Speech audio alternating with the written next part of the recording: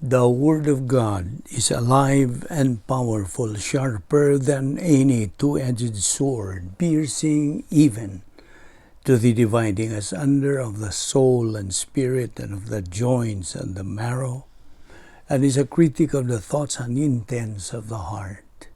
All Scripture is God-breathed and is profitable for doctrine, for reproof, for correction, for instruction in righteousness, that the man of God might be mature, thoroughly furnished unto all good works.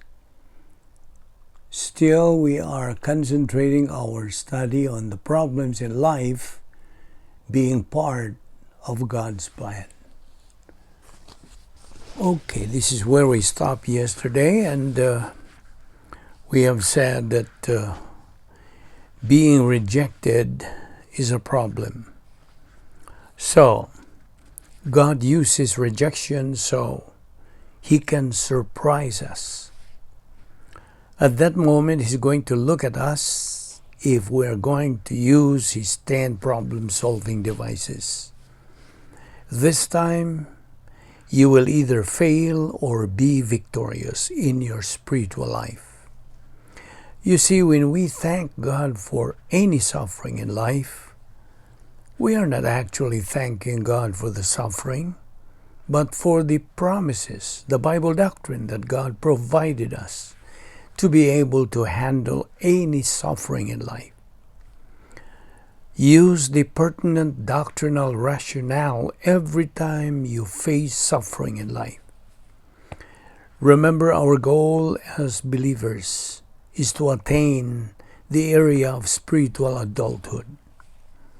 Ephesians 3:11 says God has provided us all the provisions in the heavenly places while we are here in this world.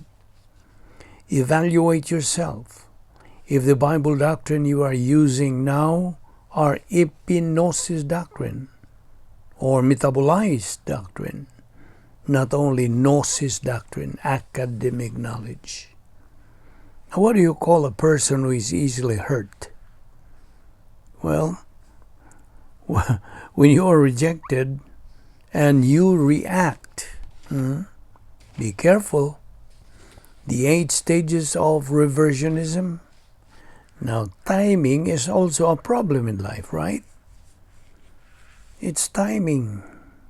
Now, God's timing is perfect, and that is a principle in the Word of God. God's timing is perfect. By the way, when it comes to problems in life, the solutions to these problems are based on the status of our mental attitude. For a believer, God has provided him His 10 problem-solving devices to use in facing problems in life. Always remember, all of life is problem-solving, right? A spiritual believer is a problem-solver person, while a carnal believer is a problem manufacturer in life. Now, when it comes to the problem of rejection, when you are being rejected, you should readily evaluate yourself. What is the status of your spiritual life? So do not react. Instead, respond to the rejection using metabolized Bible doctrine. Remember Operation SLBA? Our ministry's slogan: study, learn, believe, and apply the Word of God. Don't forget grace orientation, to be teachable. The way up is the way down. Now ask yourself now, is Bible doctrine real to me now? Is the Lord Jesus Christ real to me now? Now if I ask you, are you truly occupied with Christ now? Are you now living your life in the light of eternity? Do you now live as if today is your last?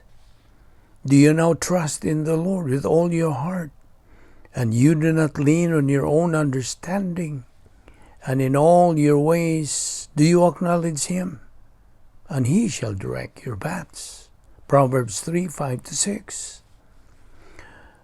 Oh, by the way, once you are able to answer in the positive the above questions, you are now in the stage of spiritual maturity, and you are now starting to glorify God. You are now living the life beyond gnosis. You are now an invisible hero. Now, let's talk about the doctrine of death. Death, by the way, is part of life. But actually, death is just the entrance to eternal life for a believer. As Paul said in Philippians 1:21, "For to me, to live is Christ, to die is profit." Remember, God's Word is the mind of Christ. 1 Corinthians 2:16. If you are living the unique spiritual life now, then you are living the life beyond gnosis, and you are now an invisible hero.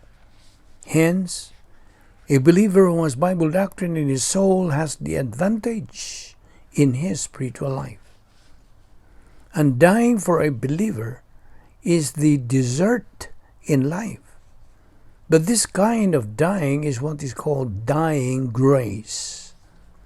After a believer has eaten, as an analogy, the 8-course meal, analogous to the 8 gates of the divine atmosphere, then the dessert comes, which is dying grace. Remember, all of life is decision making. We make a lot of decisions in life, either good or bad. But a believer is mandated to make the right decisions from the position or area of strength, which is the operational divine atmosphere. Remember, God's plan is classified into 3 stages. Phase 1, salvation. That's life beyond gnosis. Phase 2, from spiritual maturity to physical death, life beyond gnosis. And phase 3, eternity. In Ephesians 3:19, the Word of God says, "And to know the love of Christ, which passeth knowledge, that ye might be filled with all the fullness of God." In the Christian life, the issue we always face is volition. We can either use the negative pole or positive pole of our volition. We can either want to become a winner or a loser in life. But let's not forget the principle: God's sovereign will coexists with man's volition. And get this, God wishes man's volition to be positive to God and His Word, but God does not force man to be positive. Man has complete or total freedom, either to be positive or negative. Thus, man is a product of his own decision. Man's success all depends on his volition. In the computer of divine decrees, you remember? The ROM chip, read-only memory, that's the BIOS. And then the PROM chip, programmable read-only memory. Now this is analogous to the following: election and predestination is only for believers. And also, do not forget the 3 R's that we have taken up. Reception, meaning perception of Bible doctrine. Retention, metabolization of Bible doctrine. And the third is recall, application of doctrine. When we call a believer a loser, it doesn't mean he has lost his salvation, but he is only not making use of God's divine assets. Thus, he is a loser. When it comes to his spiritual life, that's it.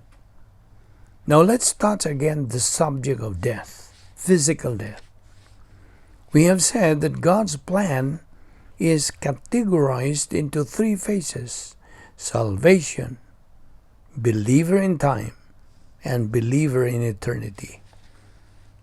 Salvation, it talks about the gospel, faith in Christ, and then believer in time, that's life beyond gnosis, that is spiritual growth. Now we know the three levels of spiritual growth: baby believer, adolescent believer, and mature believer. And then the third is believer in eternity, life beyond dreams. Now in phase 2, once the believer reaches spiritual maturity, the capacity stage, he becomes an invisible hero, a winner believer, because he used God's divine assets through his use of the positive pole of his volition. A believer's time to go home, physical death, is a matter of God's perfect decision, God's sovereign decision, based on his integrity, based on his perfect righteousness, in his perfect justice, and perfect love. What the righteousness of God demands, the justice of God executes. Here we end today in our session, and we will continue this tomorrow.